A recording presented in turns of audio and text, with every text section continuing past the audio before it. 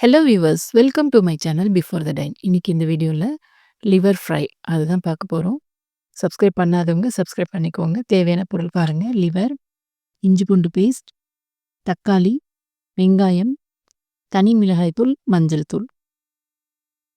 எப்படி செய்றதுன்னு பார்க்கலாம். முதல்ல ஒரு கடாய் வச்சுக்கோங்க. அதில எண்ணெய சூடு பண்ண போறோம். தேவையான எண்ணெய் சேர்த்துக்கோங்க. எண்ணெய் ஓரளவு கொஞ்சம் அதிகமா சேர்த்துக்கலாம். அந்த லிவரோட தக்காளி, சின்ன வெங்காயம் சேர்த்துக்கோங்க. அப்பதான் நல்லாயிருக்கும். வெங்காயம், தனி மிளகாய் தூள், மஞ்சள் தூள், இஞ்சி பூண்டு பேஸ்ட். இது நல்லா அப்படியே கலந்துக்கோங்க. தேவையான உப்பு சேர்த்துக்கலாம். சேர்த்துக்கிட்டு நல்லா இத மிக்ஸ் பண்ணி விடுங்க. இது மிக்ஸ் பண்ற கேப்ல நம்ம கடாயில இருக்க எண்ணெய் வந்து நல்லா ஹீட் ஆகுது. ஹீட் ஆகட்டும். இது நல்லா அப்படியே நல்லா கலந்துக்கோங்க. கலந்துட்டு இந்த சூடான எண்ணெயில நம்ம மிக்ஸ் பண்ணி வச்சிருக்கிறத அப்படியே இதில போடுறோம். தண்ணி கொஞ்சம் கூட சேர்க்காதீங்க. எல்லாத்தையும் இதோட சேர்த்துட்டு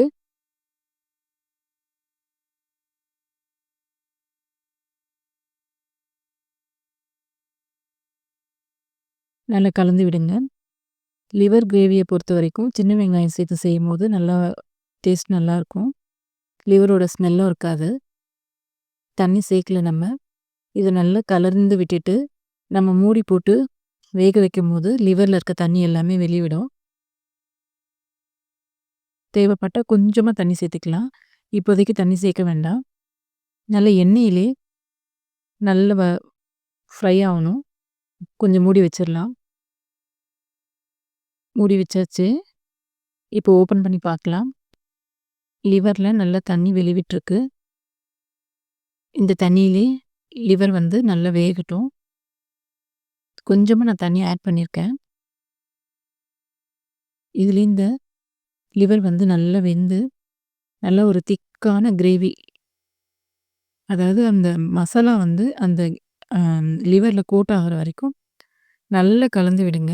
நல்லா திக்கா வந்துருச்சு. லிவரும் நல்லா வெந்துருச்சு. இதோட நம்ம கொத்தமல்லி இலை சேர்த்துக்கலாம்.